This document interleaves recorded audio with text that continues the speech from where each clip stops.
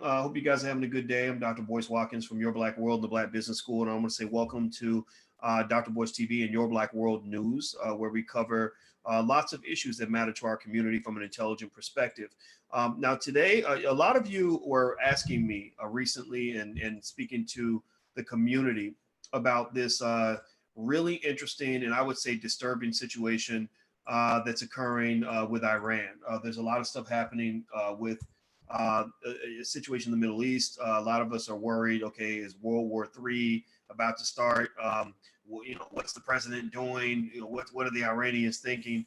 And so I decided that I wanted to go right to the experts. And there is one person I happen to know, and I've known her for about 15 years.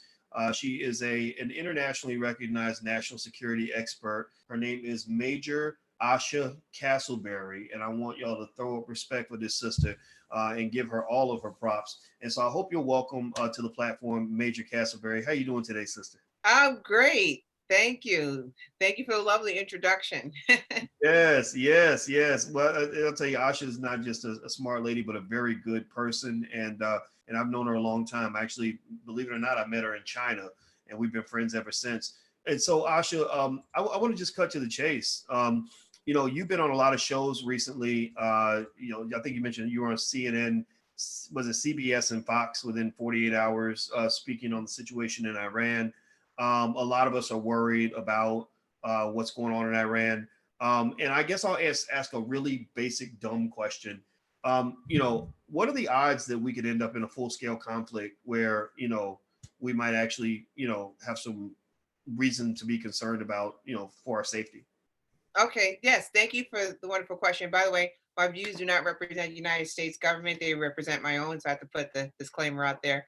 That's actually a question as far as calculating how we can be in the brink of going into war. And based on what we're seeing in media, that's fair to watch. And there's a lot of sensationalization about what we're looking at. But I must tell you, there is a high probability. Why? For many reasons. And if you look at the geopolitical reasons, that best explains why. First and foremost, prior to the maximum pressure campaign, which President Trump initiated back in, I think, in the summer, we were conducting operations against ISIS. So you had two campaigns going on, one against countering Iranian aggression, the other was against ISIS. And when you look at the geographic layout, our military is operating at a very close proximity towards Iran. So Iranian militias that are running around in Iraq and Iran are not that far from US troops. So when you have a commander who decides, hey, I'm going to target a top general in a sovereign state like Iran, and it's at the Baghdad airport, which is all in close proximity, that is a huge impact for operations, and that definitely puts a lot of our troops at risk. So that's when you start to see more aggression when it came to attacking the embassy, and where we had to evacuate diplomats and service members to make sure that they had safety first. So in terms of war, yes, there's a high probability of it because of the close proximity between the two state actors. Interesting. Okay, so let me ask you this. I saw this video. I don't know if you guys saw this video. I see Jade Arendale's in here. Jade she's really concerned about the war. She's an activist, and she's been doing a lot of great work down in DC in terms of making sure her voice is heard on that. But I saw was it General Wesley Clark? You familiar with him? Yeah, and he said something that really got my attention. I saw he was doing an interview with a lady from Democracy Now! I can't remember her name, Amy something, and he mentioned that there was a plan that there's been a plan in motion to topple 7 countries in 5 years or something like that. It was something that I can go find the exact quote. So do you think that this whole thing with Iran is something that's just sort of always been there, that they've always sort of been looking forward to an opportunity to engage Iran in this way? Or do you think this is just it doesn't seem like this sort of just happened out of the blue? What's the background on that? Well, I kind of don't, and I'm gonna tell you why. When I was deployed in Iraq in 2015, During that time, I wouldn't characterize that our relationship with Iran was normal, but there was a little more cooperation where they were less aggressive with us because President Obama was initiate the Iran deal, and he had some sort of diplomatic communications or open communications with Iran. So when we had some issues involving our sailors along the Strait of Hormuz, and there was some tensions between Iranian naval capabilities or naval personnel and ours, and there was some issues, we were able to talk it out and kind of like resolve our issue. But now those open communications are gone. So there's nothing, there's no open dialogue between the United States and Iran. I mean, you have some secret communications going on behind the scenes, but it's not really there than it was with Obama. So going from Obama to Trump, the current administration seems as if they're more obsessed with trying to get into a certain conflict with Iran, but they're using a very strong deterrent. I personally think President Trump does not want to go to war. He just wants to like push you to the corner, right? He really wants to test you. I think he doesn't like being in wars. You saw him trying to pull out Afghanistan, trying to pull out of Syria. He doesn't really have a strategic interest in going to war. He just pursues high risk decision making to where we can end up going to war because it's so high risk with a lot of liabilities. So I think right about now, there's been a shift going from Obama to Trump to where you have this commander in chief that makes these very strong, high risk decisions that appears to many people that he wants to go to war, but he may not be like that. But again, they're very high risk that we can end up going to war. So, Major Castleberry, I'm speaking with Major Asha Castleberry. She's a national security expert. We're talking about the situation in Iran and what we have to be worried about and things we shouldn't worry about. And if you could, please hit the thumbs up button. If you're watching, please hit the thumbs up button. If some of you are watching on Your Black World News or one of our platforms, make sure you subscribe. When you come in, make sure you hit the subscribe button notification. If you're on Facebook, please share this to your page. We need to hear from Black experts and Black people who are not rappers and athletes. We got a lot of brothers and sisters out here that are doing amazing things, and Asha's one of them. Everybody should know about Major Castleberry. So let me ask you about this then. I found it surprising that you said that Trump just doesn't want to go to war. He doesn't have an interest in going to war. What leads you to that conclusion? I mean, I think a lot of people feel that Trump likes to fight. That he's fighting on Twitter every day. We know that, and so there's a lot of impression that that he wants to actually put the military to use and fight Iran. Why would he not want to go to war? What do you think the incentives are here? Because I think for most Americans, both on the right and left, especially experiencing Iraq and Afghanistan, we're not really good at getting out of these endless wars. We've been in there for quite some time. He was very vocal about that while he was campaigning, that he wanted to get out of these wars. I just think that he's just in pursuit of bully tactics, but just wants to push the adversary to the point where they stop, not expect the adversary to fight back. But as you can see, Iran, if you keep pushing them, they will fight back. They shot down our drone, our reconnaissance drone, about over the summer when we were playing, we were being aggressive towards them.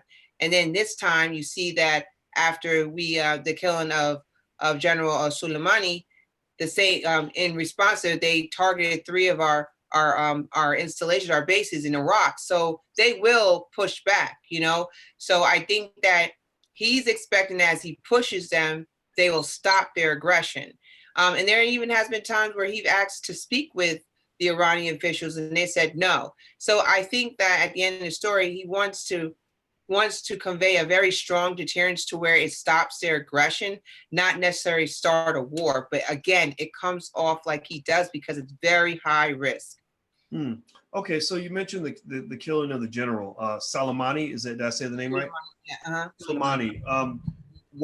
I was surprised by that. I don't know about you guys, but when I heard that they killed a high-ranking official, in the Iranian military, I saw that. I thought that was an act of war. I mean, I don't know. I'm not an expert in this sort of thing, and I wasn't. I said, where'd that come from? Can you give us context? A couple things. One, how important is General Soleimani? Like, if you could parallel him to someone in the U.S. government. How high ranking was he? And then two, why did we kill him? Well, yes. Well, I would tell you this: there's been some mixed reports on when that happened. We weren't really targeting him. It's just Trump got lucky, and I hate to say to use the words "lucky" lack of term, but he was actually lucky to actually um, have a successful target. But then there's another argument where um, that they were hunting him down. They were trying to target him, and he wasn't really covert as far as maneuvering or around in the terrain. He was a little more. He was careless as far as him maneuvering around the area, so they were able to catch him at the airport. So there's a lot of different stories. There's even this story where the current intelligence reports don't support Trump's the administration's um, justification that they were able to follow up on him or find him. So there's a lot of different arguments here on what really happened.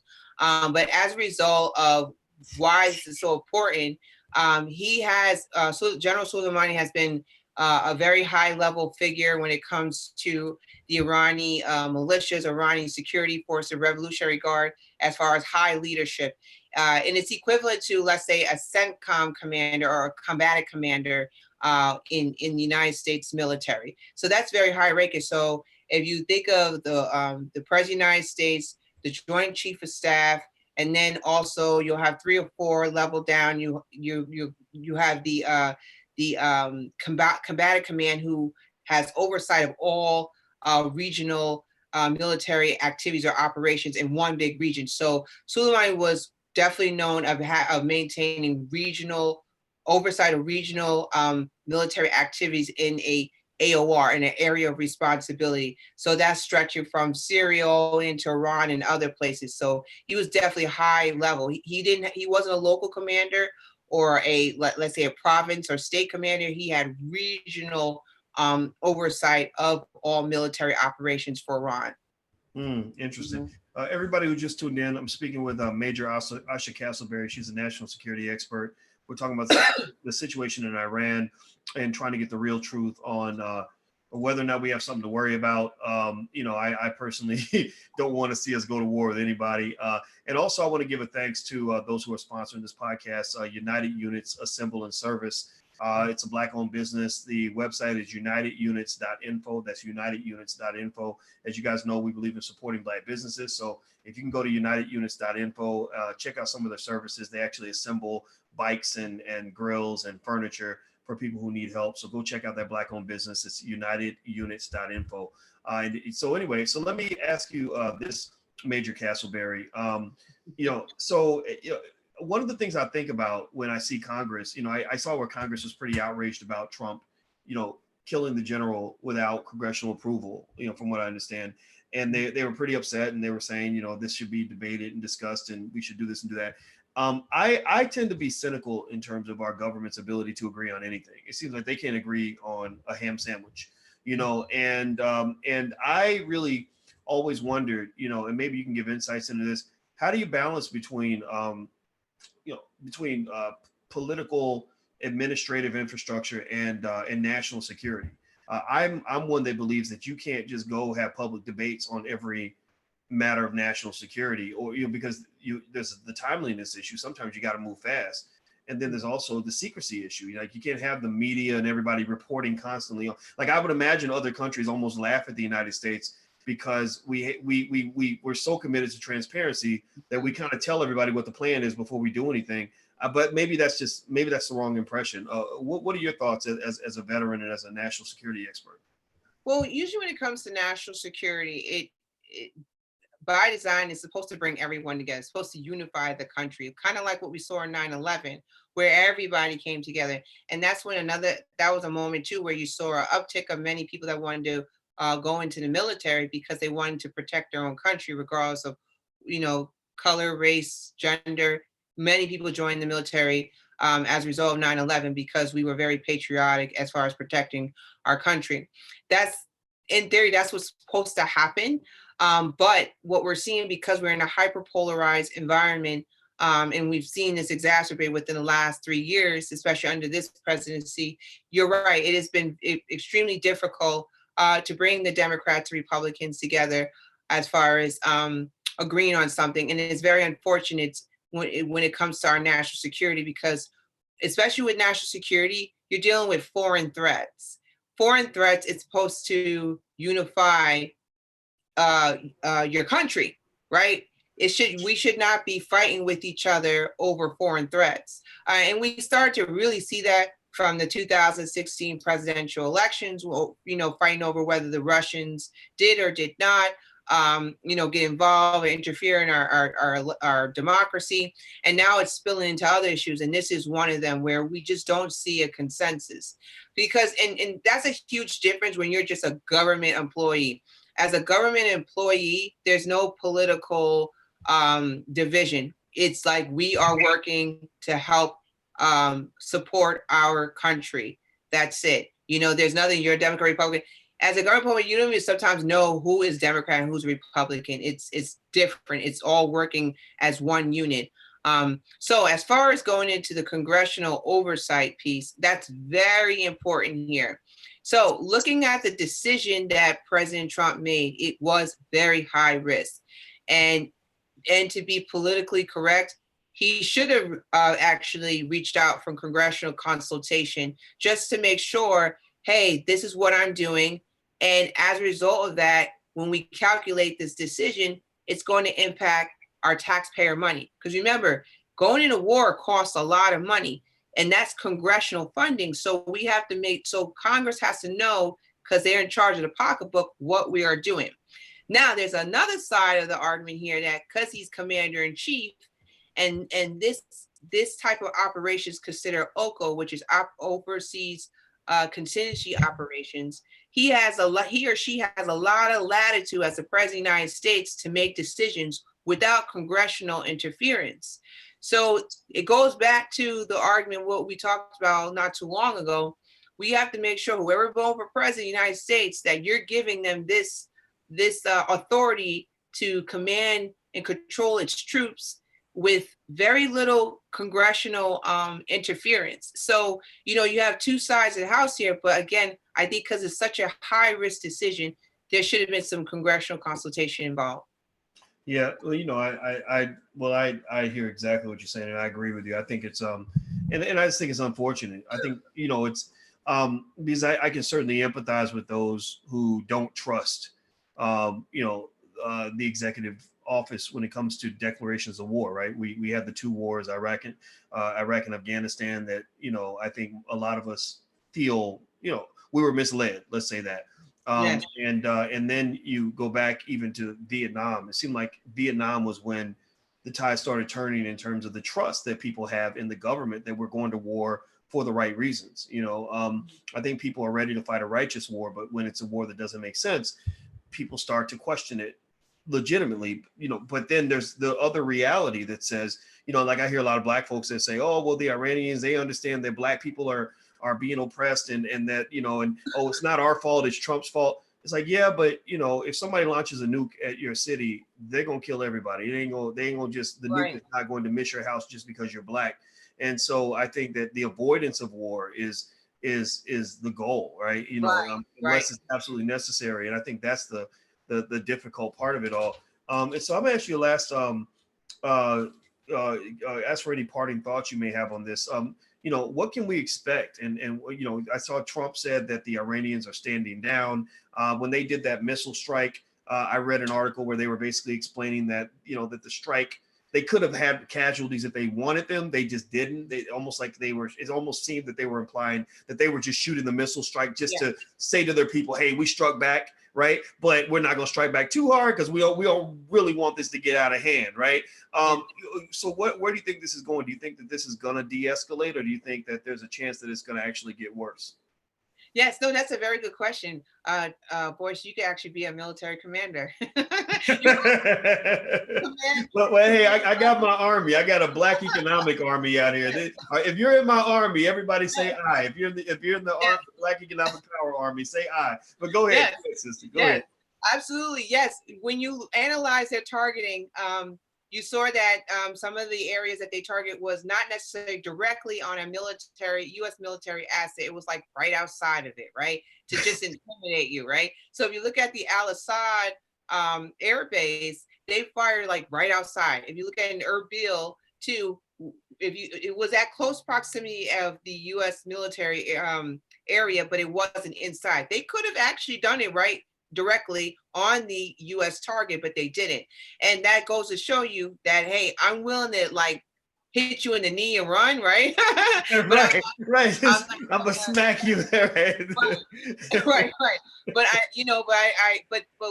the issue with that is that it can, because of the personality Trump has, it can get into a tit for tat, tit for tat, tit for tat, to where that can lead to an escalation. So what you're seeing now, you don't know if President Trump's like, okay, I'm gonna just chill here because it's gonna get out of control, or he could say, you know what, I'm sick of them. I'm gonna go tit for tat, and then turns into an escalation. But with the Democrats, right now trying to do that, trying to pass the War Powers Resolution, and if you see the Republicans join that with them, then that may eventually make him de-escalate the whole situation. Mm-hmm. So President Trump will go far in his decision making, and I know it sounds weird. I'm saying I don't think he wants to go to war, and no one does, because it's very costly, and a lot of us are war fatigued from Iraq and Afghanistan.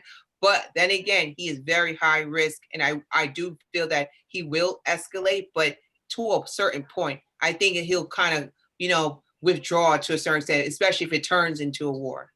Yeah, well, when I heard him speak and I was listening to his words really carefully, I really got this sense that I imagine that if they had inflicted, numerous casualties on the U.S. or hit like a serious asset directly, that would have outraged, a lot of the American people, which requires a response from politicians.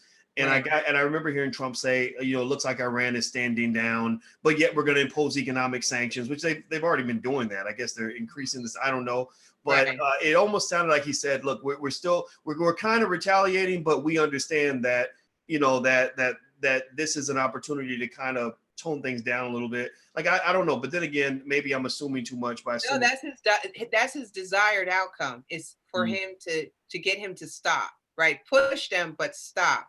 And it's kind of like street mentality, right? Or getting into a fight with someone and going back and forth. I'm telling you, there's so many things that are similar to it. So he wants to push him, but he doesn't want to push them into going to war. I know it sounds kind of crazy, but if you've been in these situations in your personal life, you kind of understand how it works. And I'm not saying this is the best decision. It's just, this is his tactics, how he's trying to do it with them. Mm-hmm. Yeah. Well, the Chinese actually do that when it comes to economics. Actually, they like to kind of poke at you and get you like, well, you're ready to fight, and then they're like, oh, I was just playing. Yeah. And I remember that happened to me. I remember when I was 14 years old, I had a bully that I was dealing with who was 16, and when you're 14, he's 16. It's like fighting a giant. And I remember he kept messing with me. And then one day I knew he was going to mess with me, and I just waited for that moment, right? And I was walking, and he stood in front of me and blocked my path. I stepped to the left, he blocked me again. I stepped to the right, he blocked me again. And then I just froze. Yes. And I looked him in his eye like, okay, it's about to go down right now. I at this point, I have nothing to lose. I do not care if I get my butt whooped. We're going to fight. Right. And at that moment, when he saw the intensity in my eyes, he laughed. He said, oh, I was just playing. And he stepped to the side. Right. And I think that maybe that's a negotiating tactic, right? Get somebody right on the brink and then say, okay, nothing to see here. Right. So maybe, but then again, maybe we're assuming too much or too little. I don't know. But I would definitely say, and I'll let you get the last word. I think as a country, my vote is that we don't get into these conflicts. I don't understand why it even has to get to this point. I think you follow the money. There's a big reason why so many of these things happen in the Middle East. I believe that there was a political and economic reason that Libya was taken down by the Obama administration the way that it was. Yes. And I think that unfortunately this is when Malcolm used to talk about chickens coming home to roost. This is where our overcommitment to capitalism has, I think, undermined the trust in the government that people have. which is unfortunate because I have so much respect and appreciation for the soldiers that fight and defend the country. But I Yeah. don't want them losing their lives so that ExxonMobil can go have another place to drill or whatever their little incentive, or Halliburton can go make some money. I want to fight a righteous war, and I don't see a war with Iran as being a righteous war. But I'll let you get the last word on that. Yes. Well, there's three things I'll say real quick. I know you have to go. Um, when we were just talking about the tactics and going back and forth, the reason why all that is so high risk, because you can turn into an accidental war, right? Where something can just get really bad, or where we eventually go to war because you eventually just shot me, or eventually just, punch me so bad that I say, okay, you know what? We're going to go to war, right? Or those ballistic missiles that Iran shot at right outside, it could have, their intent might have been, oh, we're going to shoot right outside, but it actually hit a U.S. military asset where it created so many KIAs, or casualties, American casualties. So it's all high risk, and that's what makes people go bonkers when they think about all this, because it's very high risk. But it's so interesting what you said when you mentioned no war. Most people feel that way in the United States, despite who they are. No one wants to go into another war while we're already in war. It's too costly, too much right now. We're war fatigued in dealing with Iraq and Afghanistan. We're already in Syria. Why would we want to do this? And plus, in Iraq, Afghanistan, and Syria, we're dealing with a non-state actor countering terrorism. Going against Iran is another state actor. That's a different story, so that's harder, and that's going to cost more. So I think where we are right now, most of us just don't want to go to war, and that's what I'm advocating for. No war with Iran. Yes, and everybody in the chat who agrees, type no war, type Yeah. no war. Yeah. I'm sure there's a hashtag out there, no war. Let's go that route. And I think and to your point, the reality is that we're not the only two players in this, right? You've got other countries that actually want us to go to war, right? And we can't pretend like there haven't been situations where there were false flag operations and things done. Like when I saw that plane get shot down, and people are like, oh, well, it was an accident. The Ukrainian situation, it's almost like it made me wonder, are there players that want us involved in a war that are going to do things to instigate the war? It happens on a big scale and a small scale. Some of y'all sit here on the internet and you see certain Black activists going to war on YouTube. Well, a lot of times they go to war is because there are instigators in the middle saying, well, did you hear what they said about you? Oh, did you see what they said? So-and-so made a video about you, right? So I think that's another factor as well, right? That you have people out there that want us going to war with Iran, other countries, and there's no telling what they're doing, right? Yes. And an adversary, like, United States has other adversaries. It could be Russia, who says, okay, let's get them to go to war, because when you have United States right now at war with Iran, they're not on their A game. We can go into Africa, Latin America, other places to kind of pick up more power that they have, they've lost out at. United States is going to get too distracted with another war in Iran. And also, too, as far as the plane, the Ukrainian plane is shot down, it could be definitely someone is instigating something to where you get these two state actors to fight. Or it could be Iran is so nervous, is so feel like their backs against the wall. Anything that comes across their airspace is just going to shout it down. And and you saw that behavior a little bit when they shot down the American reconnaissance drone. When they shot that down, I felt like they felt our backs are against the wall. Against the wall. We don't know what this is, but we're going to just shoot it down, right? So that could be the situation too as well. And that can also lead to a potential war too. And when you think of Ukraine, that's one of our allies. Our strategic alliances with regards to the situation it is playing a big factor in this too as well. In what you're seeing among the United States and our strategic alliances, like for instance with the Brits, they're not too pleased with us, trying to almost go into war with Iran. But Israel, yeah, you go ahead because we don't like them. With our Gulf partners, at the end of the day, they don't want to go to war, but Saudi Arabia is a little bit more like, yeah, go after them. So there's also this split up, or as far as a disagreement, how should we handle Iran? But most of our strategic alliances do not want to see war with Iran. Wow. All right. Well, we know most of the people in the chat don't want to go to war either. So so let's hope this de-escalates. And Also, I hope you guys can join me in giving a digital thank you to Major Asha Castleberry. She's a national security expert, a brilliant Black woman, and y'all got to pay attention to sisters like this. I know y'all got sisters twerking on Instagram and who are singing and dancing, and you got athletes and rappers out here, but you got Black people who are smart, who are doing great things, and they deserve more of our attention because we are an intelligent community, and we must celebrate that intelligence on a high scale. So please thank Major Castleberry for taking the time. I remember she's in between, all the major networks, CBS, CNN, all that, and she took the time to come in here and talk to us. And so I hope you guys will thank her for this. And I want to say thank you very much, Major Castleberry. Where can people follow you? Maybe on Instagram or something? What's your Instagram? Yes, it's at Asha Castleberry. At Asha Castleberry, and that's spelled ASHA CA, like just like Castle, CASTLE, and like berry, like strawberry. So Asha Castleberry. So go look up Asha Castleberry on Instagram and go follow her. Give her a surge in Instagram followers so that we can show the intelligent Black people how much we appreciate them, not just the people that are in entertainment. So thank you very much, Major Castleberry, for your time. Thank you guys for hanging out. If you're watching on YouTube, make sure you hit the subscribe button and the notification bell. That's you're on the Your Black World News channel where we cover news and current events, things like that. Make sure you subscribe there. And also thank you to our sponsor. The sponsor for today was UnitedUnits.info. United Units Assembly and Service. They assemble things for you, furniture, things like that. UnitedUnits.info. Go do a cash mob on that Black-owned business. And if you'd like to sponsor one of the podcasts, just email manager@boycewatkins.com. That's manager@boycewatkins.com. So thank you very much. And thank you again, Asha. And I look forward to talking to you soon. All right. Take care. Right. Bye-bye. Bye-bye.